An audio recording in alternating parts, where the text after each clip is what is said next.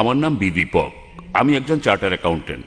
আমি আপনাকে একটা প্রশ্ন করতে চাই, সেটা হলো, স্যার, তালিবান সরকার একটা ফতোয়া জারি করেছিল বামিয়ানে বুদ্ধমূর্তি ধ্বংস করার জন্য। বলা হয়েছিল সেটা ইসলামের বিরুদ্ধে। আমি জানতে চাই এটা আসলে ইসলামের বিরুদ্ধে কি না। এটা কি আসলেই সেই পথ যেটা শয়তানের দেখানো পথ, যে ব্যাপারে মুসলমানদের সতর্ক থাকতে হবে? ভাই, আপনি যে প্রশ্নটা করেছেন একই প্রশ্ন আমাকে করা হয়েছিল আমি যখন সুরাটে বক্তৃতা দিচ্ছিলাম। ঘটনা ঘটার মাত্র কয়েকদিন পরের কথা। তখন এটা বেশ গরম খবর ছিল। তালেবানরা ধ্বংস করছিল সেই সময় বামিয়ানের বুদ্ধ মূর্তিগুলো। ভাই আমাকে প্রশ্ন করেছেন যে এটা কি ইসলামের বিরুদ্ধে ইত্যাদি। একই প্রশ্ন আমাকে একজন অমুসলিম জিজ্ঞাসা করেছিল সুরাটে, যে কাজটা ঠিক না ভুল। আর তখন কিছু পরস্পর বিরোধী খবর শোনা গিয়েছিল আসলে তারা মূর্তিগুলো ধ্বংস করেছে কিনা। আর তাই তখন আমি বলেছিলাম যে আমি জানি না ওগুলো ধ্বংস করা হয়েছে কিনা, কিন্তু আজকে আমরা জানি যে এটা সত্য ঘটনা, ধ্বংস করা হয়েছে। কাজটাও ঠিক না ভুল। আমি যা বলতে পারি যে আমি বিভিন্ন ধর্মের একজন ছাত্র হিসেবে বলছি, ঠিক না ভুল সেটা পরে বলছি। আমি যেটা বলতে পারি যে অবশ্যই তালিবানরা যদি তারা বুদ্ধমূর্তিগুলো ধ্বংস করে থাকে, তারা যেটা করেছে তারা আসলে বৌদ্ধদের উপকারী করেছে। আমি বিভিন্ন ধর্মের একজন ছাত্র, আমি বৌদ্ধ ধর্মগ্রন্থ পড়েছি, আমি পড়েছি ধাম্মাপাঠ, আমি ধর্মগ্রন্থগুলো পড়েছি। এই ধর্মগ্রন্থগুলোর মধ্যে কোথাও লেখা নেই যেখানে বুদ্ধ বলেছেন যে আবার মূর্তি পূজা করো। বুদ্ধ কখনোই বলেননি যে বৌদ্ধরা মূর্তি পূজা করবে। মূর্তি পূজা পরে চালু হয়েছে। আমি যেটা বলতে পারি বিভিন্ন ধর্মের একজন ছাত্র হিসেবে, ঠিক না ভুল সে ব্যাপারে পরে আসছি। তারা যেটা করেছিল আসলেই তারা বৌদ্ধদের উপকার করেছিল। আর বৌদ্ধ ধর্মগ্রন্থের মধ্যে কোথাও লেখা নেই তার মূর্তি বানাতে হবে। এবার প্রশ্নটাতে আসি। এই প্রশ্নটা আমাকে এক সাংবাদিক করেছিল ব্যাঙ্গালোরে, যে শুধু এই কারণে ইসলাম মনে করে মূর্তি পূজা করা একেবারে নিষিদ্ধ।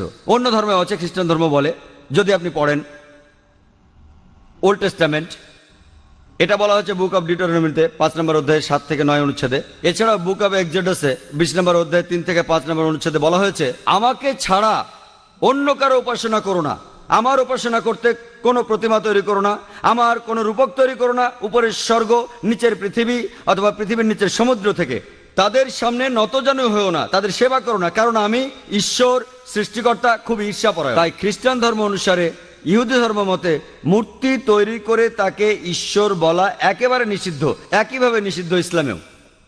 তো আমি যখন উত্তর বললাম তারা বৌদ্ধদের উপকার করলো, তখন প্রশ্ন করেছিল যে মূর্তি ভেঙে এই তালেবানরা তারা কি দুঃখ কষ্ট দেয়নি লক্ষ লক্ষ বৌদ্ধদের? আমি বলেছিলাম হ্যাঁ। তাহলে ইসলাম কি অনুমতি দেয় লক্ষ লক্ষ বৌদ্ধদের দুঃখ কষ্ট দেওয়ার? আমি সেই সাংবাদিককে প্রশ্ন করেছিলাম কি করা যাবে যদি ইন্ডিয়ান সরকার ধরে ফেলে বেশ কিছু ড্রাগস, কোকেন, ব্রাউন সুগার, যার দাম 10 কোটি টাকা, প্রায় $1.5 মিলিয়ন দামের ড্রাগস ধরলো। তারা কি করবে ইন্ডিয়ান সরকার? সেই সাংবাদিক বললেন যে ইন্ডিয়ান সরকার সেটা পুড়িয়ে ফেলবে। আমি বললাম ভালো। তারপর বললাম আপনি কি জানেন এই পৃথিবীতে লক্ষ লক্ষ মানুষের কাছে ড্রাগস ঈশ্বর? তাহলে আপনি কি ইন্ডিয়ান সরকারের সাথে একমত হবেন না তাদের বিপক্ষে যাবেন যে তারা ধ্বংস করেছে লক্ষ লক্ষ মাদক সেবীদের ঈশ্বরকে? কারণ ইন্ডিয়ান সরকার মনে করে যে ড্রাগস ক্ষতি করে শরীরের জন্য, তারা যা করছে ঠিক করছে, যদিও সেটা কষ্ট দিচ্ছে লক্ষ লক্ষ ড্রাগ অ্যাডিক্টেডদের, কিন্তু এটা ঠিক না জেনেই তারা পুড়িয়ে ফেলছে। আপনি সেখানে গিয়ে ইন্ডিয়ান সরকারকে বলতে পারেন না যে কেন ড্রাগস পড়াচ্ছেন, অ্যাডিক্টেডদের খারাপ লাগবে। তাই একইভাবে আফগানিস্তান, সেখানকার সরকার, এটা তাদের সম্পত্তি, ওই মূর্তিগুলো তাদের সম্পত্তি। যদি তারা এই কাজ করতো অন্য কোনো দেশে তাহলে আপত্তি জানাতে পারতেন। তারা তাদের দেশে এটা করেছে, এটা তাদের সম্পত্তি, তাদের পছন্দ হলে তারা রাখবে, ইচ্ছে হলে ধ্বংস করে ফেলবে। আমরা আপত্তি জানানোর কে? আমরা কে? আর এছাড়াও যদি আপনি দেখেন যে লোকজন নিজেদের মধ্যে বলা বলি করছে যে ইন্ডিয়ান সরকার খুবই সহনশীল। আপনি কি জানেন যে বোম্বেতে যখন আপনি ডোমেস্টিক এয়ারপোর্টে আসবেন, সান্টা ক্রুজ এয়ারপোর্টে, যেখানে একটা বড় মূর্তি ছিল মহাবীরের হোটেল জালের ঠিক সামনেই মূর্তিটা ছিল নগ্ন। তারপর লোকজন আপত্তি জানালো, তখন মূর্তিটার সামনে একটা দেয়াল তুলে দেয়া হলো। তারপর কয়েক মাস পরে তারা সরিয়ে ফেললো মূর্তিটা। এই একই লোকগুলি যারা আপত্তি জানালো মূর্তির ব্যাপারে, সেই লোকগুলো নিন্দা জানাচ্ছে আফগানিস্তানকে। কেন? একই লোকগুলো আপত্তি জানালো রাস্তার উপর একটা মূর্তির ব্যাপারে। দেখলেন? আপনি কি জানেন ইন্ডিয়াতে জৈন ধর্মের অনুসারীর সংখ্যা আফগানিস্তানের বৌদ্ধদের চেয়ে বেশি? তাই যখন বোম্বের সরকার সেই মূর্তিটাকে সরিয়ে ফেললো, যাকে মনে করা হয় ঈশ্বর, যাকে মনে করেন তীর্থঙ্কর জৈনরা। আর জৈন ধর্মের অনুসারীর সংখ্যা ইন্ডিয়াতে যারা আছে আফগানিস্তানের বৌদ্ধদের চেয়ে বেশি। সেই সময় কি আপত্তি তোলেনি? আর যখন আফগানিস্তান সরকার এটা করছে তখন আপনি আপত্তি জানাচ্ছেন কেন? এই দুই মুখ নীতি। কারণটা হচ্ছে ওয়ার্ল্ড ব্যাংক।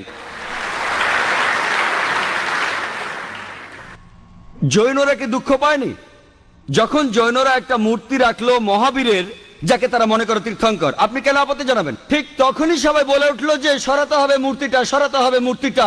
আর সেই লোকগুলো আপত্তি আর নিন্দা জানাচ্ছে, কেন তোমরা ধ্বংস করলে বামিয়ানদের বুদ্ধ মূর্তিগুলো? দুমুখ নীতি। আর তাই আমাদের মানুষ হিসাবে নেওয়া উচিত একমুখ নীতি। এক একবার এক এক রূপ ধারণ করা, এই নিয়ম ভালো না। আমি যেটা মনে করি এটা তাদের সম্পত্তি। ধরেন একজন অমুসলিম একটা বাড়ি কিনলো, সেই ঘরের মধ্যে খোদাই করা আছে কাবা শরীফ। ধরেন কাবা শরীফ, যদি সেই অমুসলিম কাবা শরীফ পছন্দ না করে সেটা ঢেকে ফেলে, কে আপত্তি জানাবে? যদি কেউ, আর বিশ্বাস করেন, যদি কোনো মুসলমান যদি সে তৈরি করে কোন মূর্তি মোহাম্মদ সাল্লাল্লাহু আলাইহি সাল্লামের, আপনি যদি সেই মূর্তি ধ্বংস করেন, সারা বিশ্বের মুসলমান যদি আপনার বিপক্ষে থাকে, আমি ডাক্তার জাকির নায়েক আপনার পক্ষে থাকবো। কারণ মোহাম্মদ সাল্লাল্লাহু আলাইহি সাল্লামের মূর্তি তৈরি করা সম্পূর্ণ নিষেধ। যদি কোনো মুসলমান পাগল মোহাম্মদ সাল্লাল্লাহু আলাইহি সাল্লামের মূর্তি তৈরি করে এবং তার পুজো করে, আর আপনি একজন অমুসলিম যিনি ইসলাম সম্পর্কে জানেন, আপনি যদি সেই মূর্তি ধ্বংস করেন, যদি সারা বিশ্বের মুসলমান আপনার বিপক্ষে থাকে, আমি ডাক্তার জাকির নায়েক আপনার পক্ষে থাকবো।